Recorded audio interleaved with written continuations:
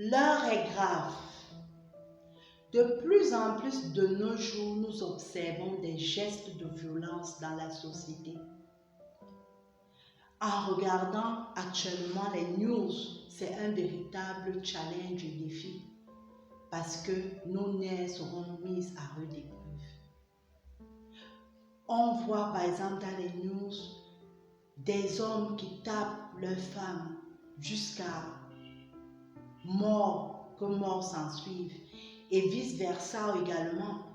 On voit actuellement dans les news des gestes de violence aussi gravissimes. Un papa qui viole sa fille et après la tabasse jusqu'à mort.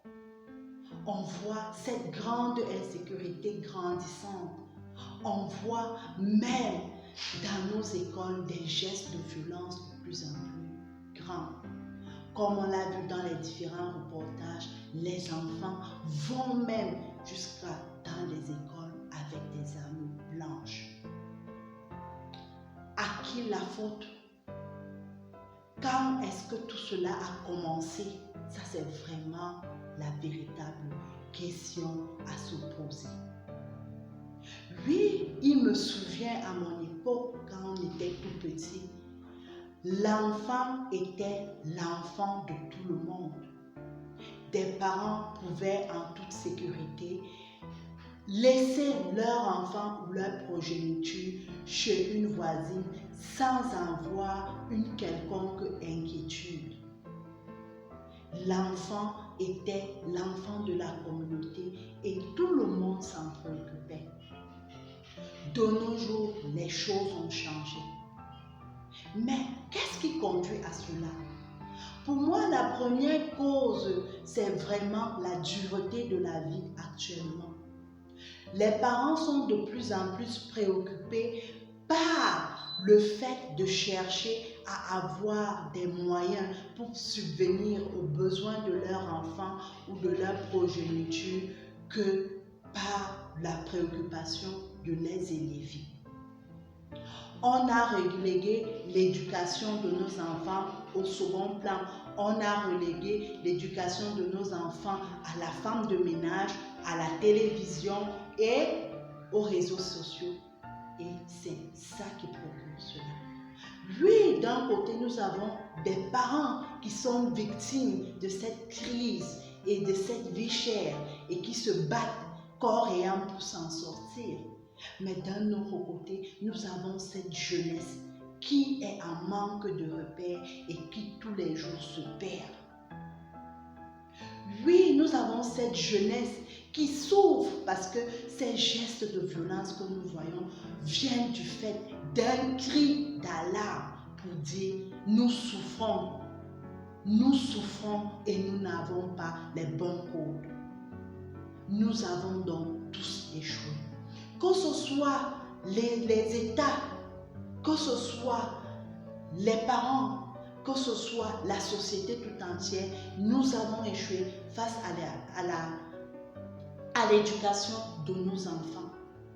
Mais comme j'aime souvent à le dire, le plus important n'est pas de pleurer, mais le plus important c'est d'en tirer les leçons pour être de personnes nouvelles dès aujourd'hui.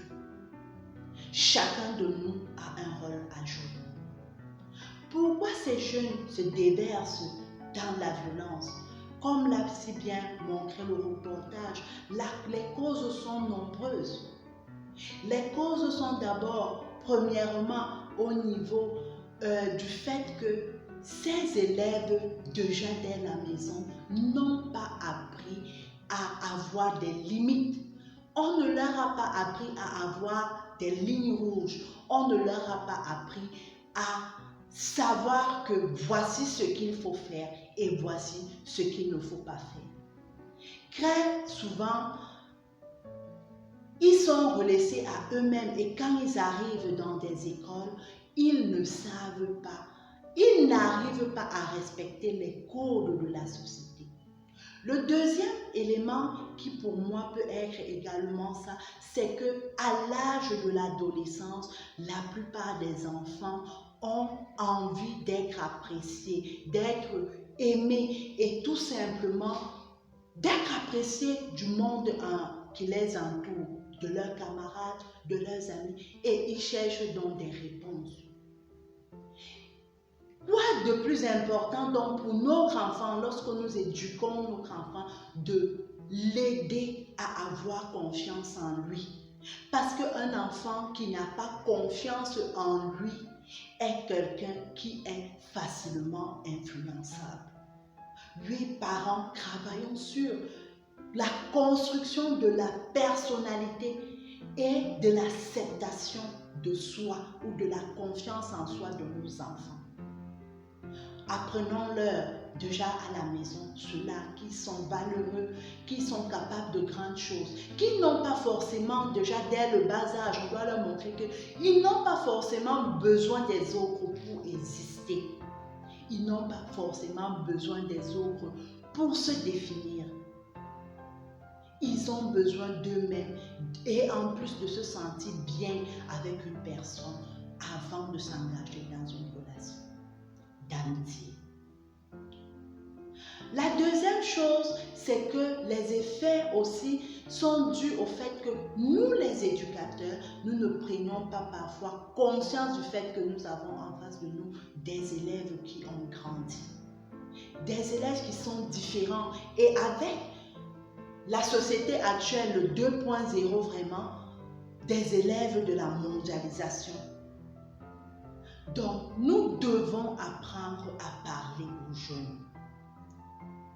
Nous devons apprendre à parler aux jeunes et prendre conscience qu'ils sont différents de nous à notre époque. Un adulte pouvait nous frapper toute la journée ou nous dire telle chose. On n'allait même pas ouvrir la petite bouche. Mais avec la mondialisation, ils voient d'autres codes ailleurs. C'est à nous de trouver donc des solutions pour ne pas les laisser en marge de cette société. C'est à nous de travailler sur notre manière de transmettre et de les amener dans ce projet. Les États ont également échoué parce que c'est le chômage et c'est la crise économique qui est à la base du fait que les parents n'aient plus suffisamment de temps pour se préoccuper de leurs enfants. Mais également, ce taux de chômage n'encourage pas les enfants à aller à l'école. Tout simplement, un jeune va te demander, je pars à l'école pour faire quoi? Mon frère et ma soeur ont des masters mais sont à la maison. Et puis toi, tu me demandes de venir passer toute une journée, respecter des codes, mais pour faire quoi demain? Pour être quoi demain? Nous devons redonner à cette jeunesse de l'espoir. Nous devons redonner à cette jeunesse une capacité, un espoir, un rêve, des objectifs. Nous devons leur promettre qu'ils ont le droit de rêver et qu'avec le travail, avec l'école, avec l'assiduité, ils arriveront à atteindre leurs rêves. Tant que cela n'est pas fait, on aura donc des difficultés à garder ces enfants et à les préserver de toute influence négative. Le dernier aspect, c'est que nous devons prêcher par l'exemple. À la maison, papa, maman, combien de fois répondons-nous violemment aux autres? L'enfant apprend d'abord à la maison. L'enfant apprend d'abord dans l'entourage.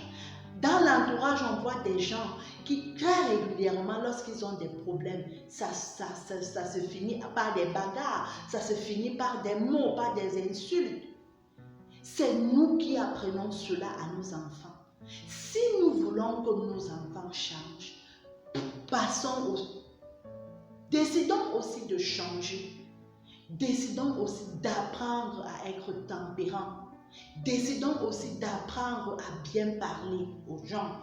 Décidons aussi d'apprendre à ne pas forcément être violent. Cela sera donc des bons outils pour arriver à changer cette jeunesse. Le seul mot que je peux nous dire et qu'on peut se dire ensemble, c'est que ensemble, nous devons changer cette violence. Ensemble, nous devons changer cette société violente et ensemble, nous devons nous tenir par la main pour changer cette jeunesse.